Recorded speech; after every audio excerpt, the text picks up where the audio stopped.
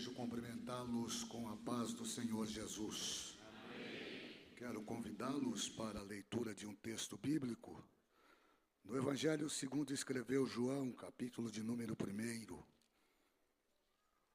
Quero agradecer a Deus a oportunidade que nos é conferida nesta manhã de comemorar, juntamente com a igreja, os 78 anos de fundação do Ministério de Perus, que desde 1947 vem abençoando o Brasil.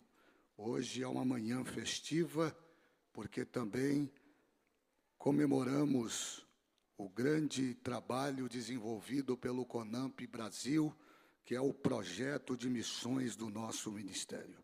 Louvo a Deus pela oportunidade de estarmos aqui. Quero com os irmãos meditar em 3 versos nesse texto, capítulo de número 1 do Evangelho de João, versos de número 12, 13 e 14, que nos diz assim: mas a todos quanto o receberam, deu-lhes o poder de serem feitos filhos de Deus, aos que creem no seu nome, os quais não nasceram do sangue, nem da vontade da carne, nem da vontade do homem, mas de Deus. E o Verbo se fez carne e habitou entre nós, e vimos a sua glória, como a glória do unigênito do Pai, cheio de graça e de verdade. Quantos dizem amém? Tome assento glorificando o nome de Jesus. Essa é uma manhã gloriosa onde nós estamos vendo cumprir aquilo que Mateus descreve no capítulo 28, a partir do verso 19, que é a incumbência da grande comissão.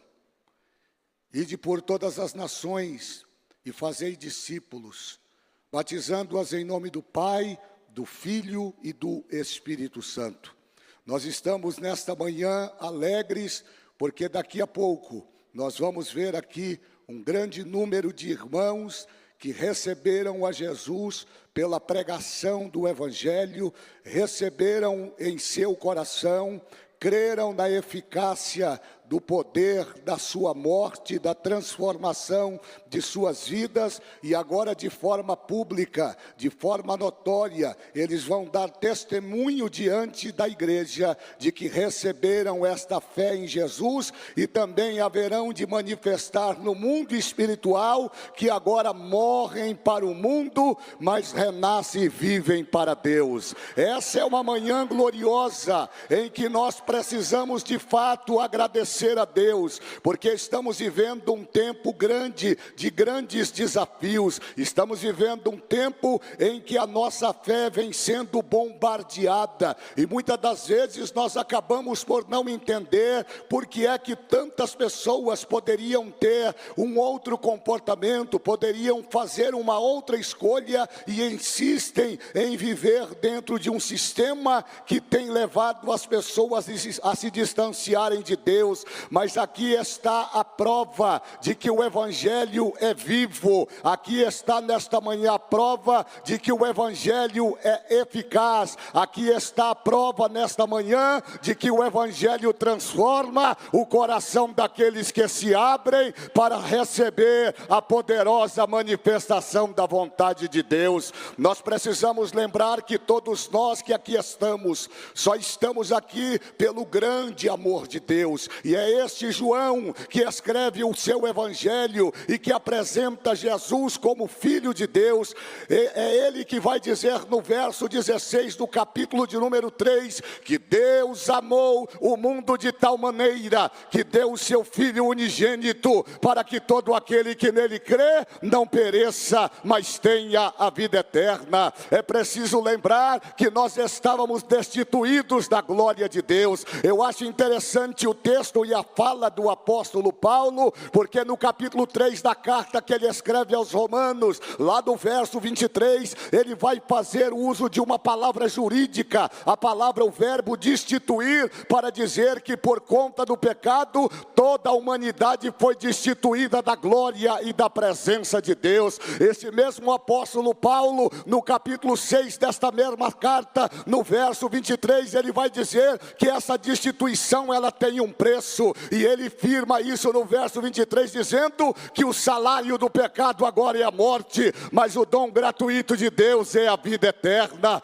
E aí agora nós estamos destituídos da glória de Deus. O que fazer se nós não temos esperança? O que fazer se não temos mais aquele sentimento e a certeza do que vai acontecer quando o nosso tempo terreno findar? Mas aí na contramão da história, o pecado que traz agora a separação entre Deus e o homem será vencida pela manifestação do poder e da vontade suprema e soberana de Deus. Paulo vai chamar isso de beneplácito. Ele vai dizer que Deus agora, ele vai enviar o seu Filho Jesus Cristo para nos garantir a salvação, e não só isso, a vida eterna. Todos nós temos a consciência de que o nosso tempo findo aqui, nós teremos um tempo de eternidade, e este é o maior desejo do ser humano. Nós podemos desejar muitas coisas, nós podemos construir e consolidar muitas coisas, mas sabe qual é o maior desejo do ser humano? Para vocês que vão se batizar e para os parentes que ainda talvez não tenham recebido a Jesus,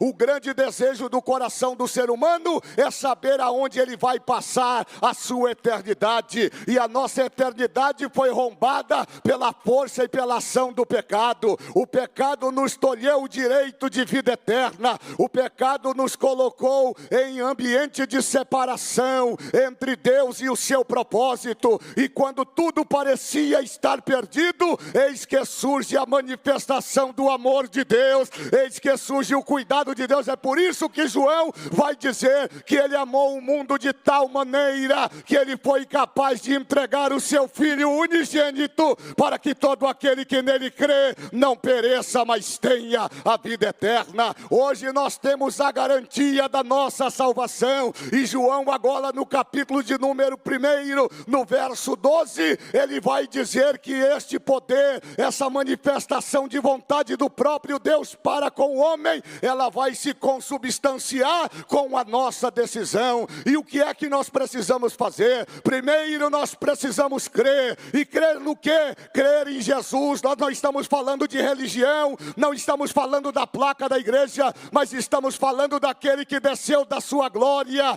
tomou a nossa natureza humana para nos dar o direito de assumir a sua natureza divina. Quando vocês se batizarem aqui daqui a pouco, vocês não estarão só cumprindo um mandamento e um sacramento, é mais do que isso. Vocês estarão dizendo publicamente aos que estão aqui que vocês estão renunciando o mundo e estão se manifestando para viver para Deus. Isso é mais do que maravilhoso, meus irmãos. Isso é a garantia de que Deus é poderoso para perdoar pecados, escrever o nosso nome no livro da vida e nos levar para a glória celestial.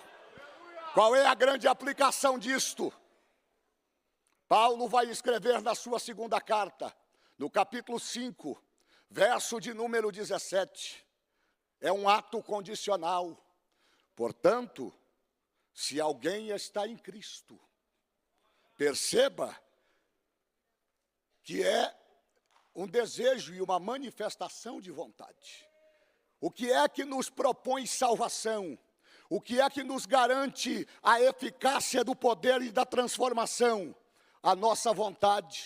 A volutividade está assertivamente colocada no texto, no verso 17 da segunda carta. Ele vai dizer assim, que agora, se você decidiu de verdade, se você está em Cristo, você recebe agora uma nova identidade. Você é uma nova criatura. As coisas velhas se passaram e tudo se fez novo. Isso significa dizer que você não vive mais do passado. Lembram da etimologia da palavra pecado, que quer dizer errar o alvo. O diabo cegou a mente e o entendimento das pessoas para que não compreendam a grandeza do amor de Deus. Mas agora o poder da transformação da palavra entra no teu coração. A Bíblia diz que o Deus Espírito Santo te convence do pecado, da justiça e do juízo. E lá no capítulo 10 de Romanos, a partir do verso 8, na parte B, nós vamos ver o resultado da pregação da grande comissão. Esta é o resultado da palavra de fé que pregamos. Homens e mulheres de raça, cor, tribo, nação, levantam as suas mãos, recebem a Jesus como Salvador e dão continuidade ao grande projeto de salvação. Você pode adorar a Jesus nesta manhã pela vida dos novos soldados que vão ingressar nas fileiras celestiais. Não basta apenas crer, é preciso crer e também receber Jesus. E por quê? Porque quando você crê e recebe Jesus, uma coisa instantaneamente acontece no mundo espiritual. Você passa a ter o direito a se tornar filho de Deus. Lembram da palavra de instituição lá atrás? Nós estávamos instituídos da glória de Deus.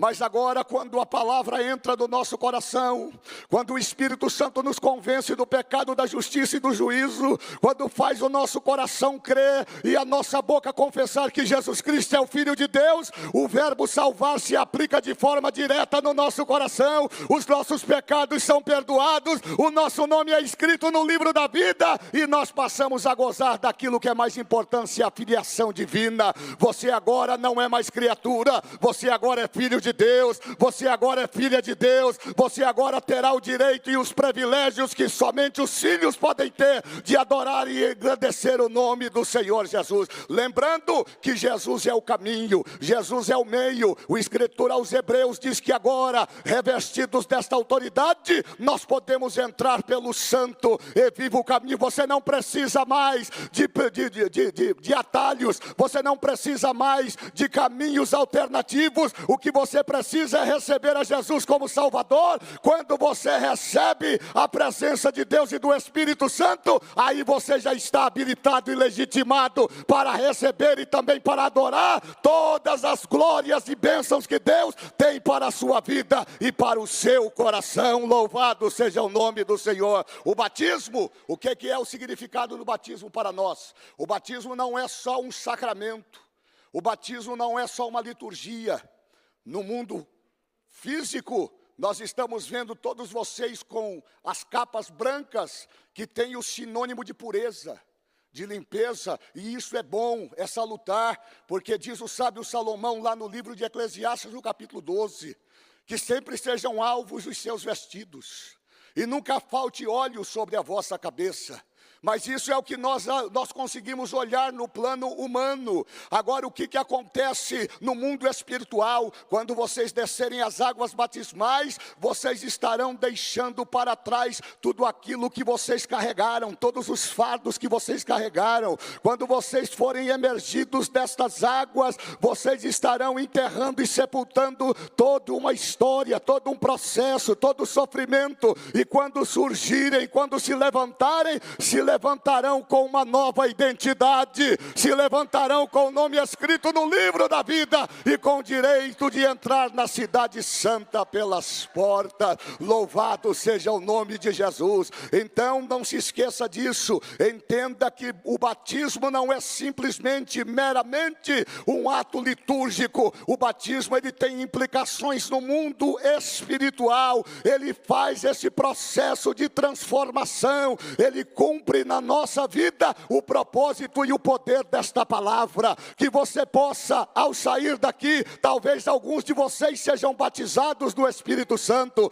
talvez alguns de vocês já sejam levantados aqui para o exercício da atividade que o Senhor tem desempenhado na grande comissão. Faça com ousadia, façam com altruísmo, façam com certeza de que Jesus ainda salva, cura, batiza, liberta e leva para o céu. céu. Louvado seja o nome do Senhor Jesus. Que Deus em Cristo possa nos abençoar, que Deus em Cristo possa fortalecer a sua igreja, que Deus em Cristo possa movimentar o nosso coração, para que nós possamos evangelizar, para que nós possamos neste tempo desafiador, continuar apregoando que Jesus Cristo é o Senhor, que Ele transforma a vida, que Ele transforma caráter, que Ele pega o homem do monturo e faz ele se assentar entre os príncipes, para glorificar e bendizer o seu nome. Que Deus abençoe nessa manhã em nome de Jesus.